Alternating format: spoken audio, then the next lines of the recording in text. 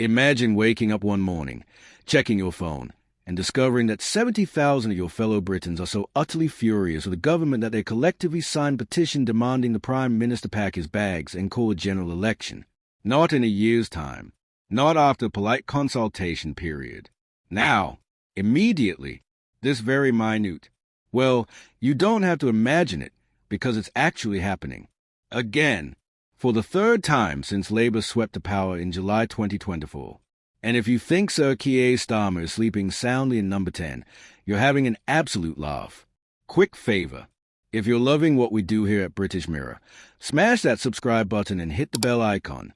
Over 94% of you haven't subscribed yet. It's completely free, takes about 2 seconds, and honestly means a world to us. Cheers if you've already done it. Right, back to the show. This isn't just some random grumble from a handful of disgruntled voters with too much time on their hands. This petition, sitting pretty on Parliament's official website, has racked up 72,111 signatures at the time of writing. And here's the kicker, it's growing faster than a teenager's appetite. Between Christmas and New Year's Day, whilst most of us were arguing about whether Die Hard is a Christmas film and eating our body weight in Quality Street, this petition exploded from fewer than 10,000 signatures to over 50,000. That's not organic growth. That's a wildfire of public anger. Now, before we dive into why people are absolutely livid, let's talk numbers for a second. If this petition hits 100,000 signatures, Parliament has considered debating it in Westminster Hall. Consider debating it. Not actually do anything about it. Mind you, just talk about maybe possibly discussing it perhaps. But given this petition runs for 6 months and isn't closing until June 10th, reaching 100,000 is less of an if and more of a when. At this rate, it'll hit that target faster than you can say broken manifesto promises. So what's got 70,000 people so worked up they've actually navigated to Parliament's website, something most Britons avoid like a root canal, and filled out a petition? Well, according to the author, it's because since becoming Prime Minister, Sir Keir's government has brought in measures which no one voted for because they weren't in Labour's election manifesto. Ouch! That's not just a complaint. That's an accusation of political bait and switch. Vote for one thing, get something completely different. It's like ordering a full English and being served a bowl of cornflakes. The petition author goes even harder, stating they believe we were misled and the obfuscation has only got worse since Starmer took power. Obfuscation. That's a fancy word for deliberately making things confusing, for obscuring the truth behind layers of political waffle and bureaucratic nonsense. And apparently, it's time for action. Not tomorrow, not after another committee meeting. Now. But wait, there's more, because the author doesn't stop at vague accusations. They get specific. Brutally specific. They claim the government has failed to defend our borders from the small boats. Now, immigration and border security have been political hot potatoes in Britain for years, but when you've got people so frustrated they're signing petitions demanding your resignation, that's not just disagreement. That's a complete loss of confidence. The petition explicitly states they have no confidence in the way this government has acted. No confidence. In parliamentary terms, that's about as damning as it gets. Then come the specific policy grievances, and oh boy, are they explosive. Pensioners and farmers have been directly affected by policies that were not included in Labour's manifesto. Let's unpack that absolute bombshell, shall we?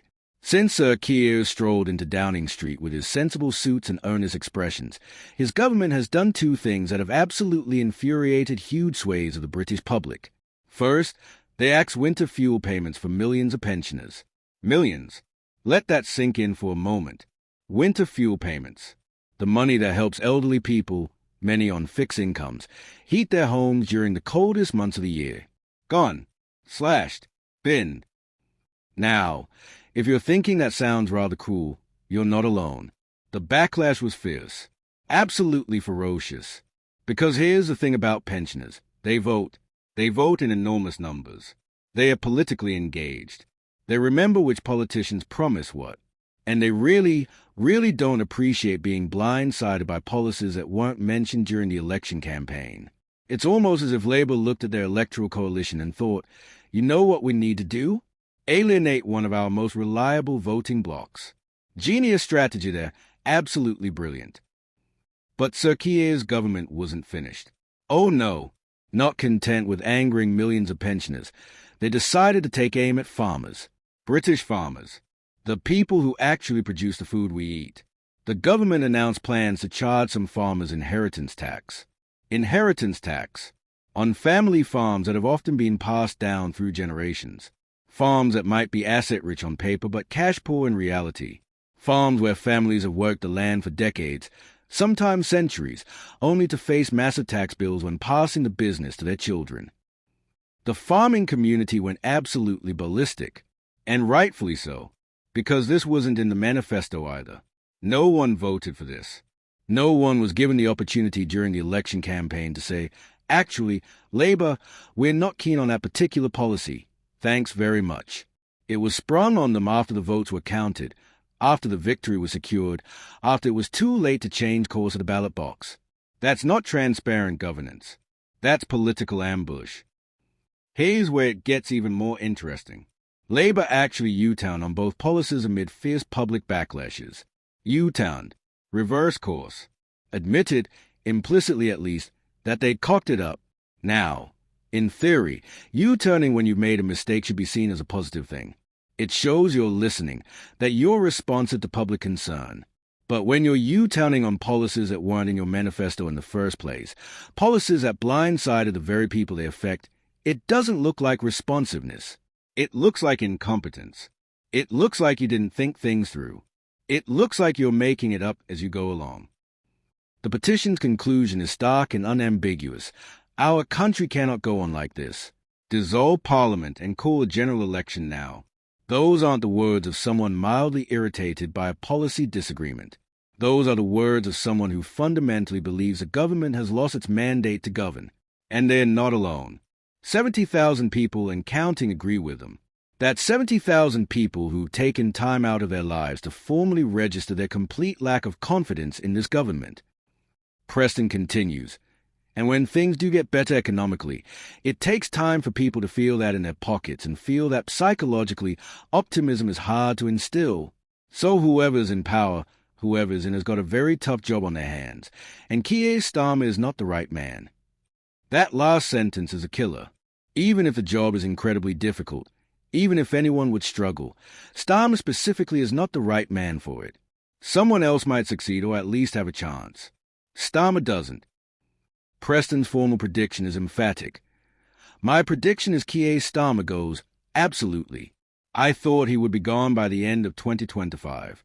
And I have to confess, I did put a small £10 bet on that, which hasn't worked. I've now officially lost 10 quid. The fact that he actually bet money on Starmer being gone by end of 2025 shows this isn't just punditry. Preston was confident enough to wager on it. He was wrong on timing, but maintains his right on the ultimate outcome. I think most people feel that he will be gone. Most people don't think it's certain. I think it's almost certain he has to go. The football manager analogy Preston uses is perfect and devastating. Labour cannot improve. It's like a football manager when the club is at the bottom of the league. 3/4 of the season have gone, and your only chance now is to change leadership. You swap managers. This captures the logic of leadership change when recovery under current management seems impossible. You're not necessarily sacking the manager because they are bad. You're sacking them because the situation is beyond salvaging under their leadership, and only change offers hope. When Dawn Neeson asks who would replace Starmer, Preston immediately names Andy Burnham as the popular choice at the moment. Burnham is currently mayor of Greater Manchester and doesn't have a parliamentary seat, but Preston dismisses that as a minor obstacle.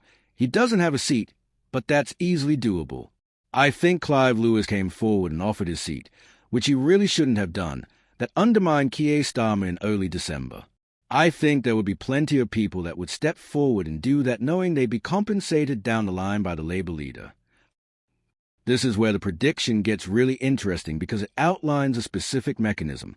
Burnham becomes Labour leader. Some Labour MP, probably in a safe seat, agrees to stand down and trigger by-election. Burnham stands in that by-election, wins easily because of the safe Labour seat, enters Parliament, and becomes Prime Minister. The MP who stood aside gets compensated with a peerage or some other position. It's been done before in British politics and could easily be done again if Labour decides Burnham is their salvation. Preston's analysis of Reform UK and Nigel Farage's is also insightful.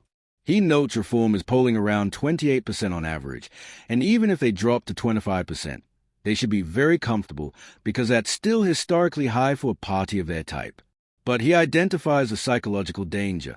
The problem is, it's at momentum, isn't it? If it were to carry on, and when you fall, like with football, when you have a bad run, people start fighting, infighting, causing trouble behind the scenes, and that's a very difficult job for a manager to handle.